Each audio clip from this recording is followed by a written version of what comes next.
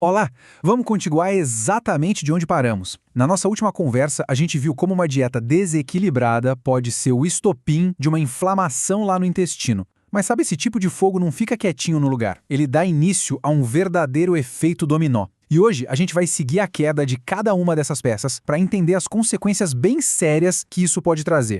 Pois é, a grande questão que ficou no ar foi essa, né? Se o incêndio começa no intestino, até onde a fumaça vai? E a verdade é que ela não para. Ela se espalha pelo corpo todo, transformando o que era um problema local numa crise geral. Vamos mergulhar nisso agora. Tudo começa bem aqui, na barreira do intestino. Imagina a parede do intestino como se fosse um muro de azulejos. Uma dieta cheia de gordura e açúcar vai enfraquecendo o rejunte entre esses azulejos. E o que acontece? Começam a aparecer frestas. É por essas frestas que compostos de bactérias que deveriam ficar do lado de dentro acabam vazando para a corrente sanguínea. E esse vazamento tem um nome técnico, viu?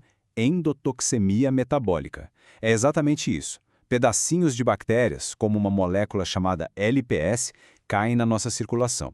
O sistema imune, claro, detecta esses invasores onde eles não deveriam estar e dispara um alarme. Só que não é um alarme de uma vez só. É um alarme que fica tocando baixinho o tempo todo. É um estado de alerta crônico, de baixa intensidade, que se espalha por todo o corpo. A primeira peça do dominó que cai nos leva para um lugar bem perigoso. É aquele momento em que o nosso próprio sistema de defesa fica confuso e começa a atacar o próprio corpo. É aqui que nasce o gatilho para a autoimunidade. Olha, quando está tudo funcionando bem, o nosso sistema imune é como se fosse treinado pela nossa microbiota para saber o que é do bem e o que é uma ameaça. Ele aprende a ter tolerância. Mas com a disbiose e essa inflamação sem fim, essa educação falha. O sistema imune fica totalmente desregulado, confuso mesmo, e começa a não saber mais diferenciar quem é amigo e quem é inimigo. E o que a gente vê aqui é o retrato perfeito desse desequilíbrio lá no nível das células.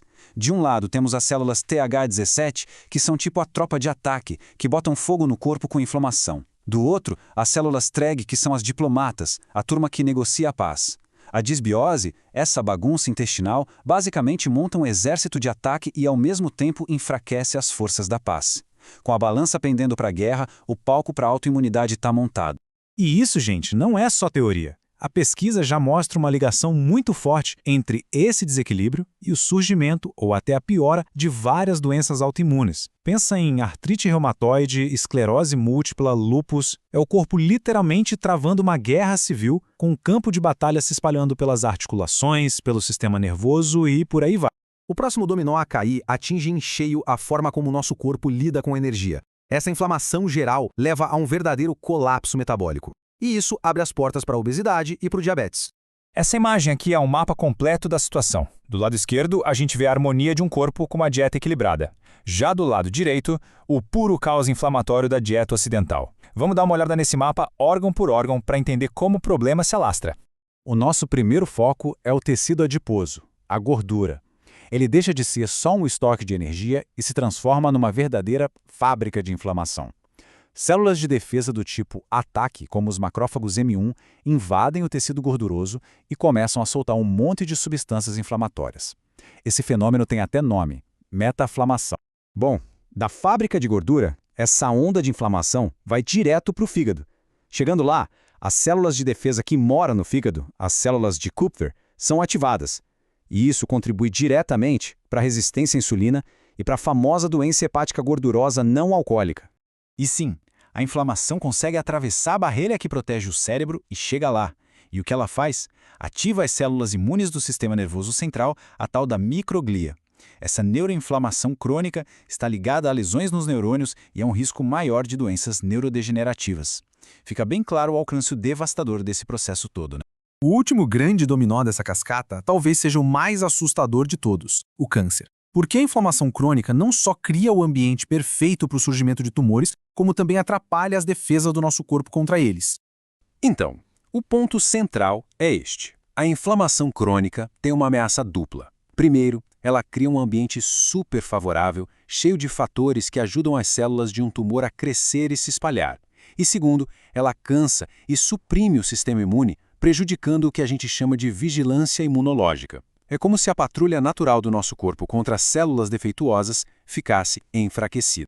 A ciência já conseguiu conectar os pontos. Existe uma ligação muito forte entre essa inflamação crônica, a disbiose intestinal e um risco aumentado para vários tipos de câncer, especialmente aqueles do sistema digestivo, como o coloretal, o de fígado e o de estômago.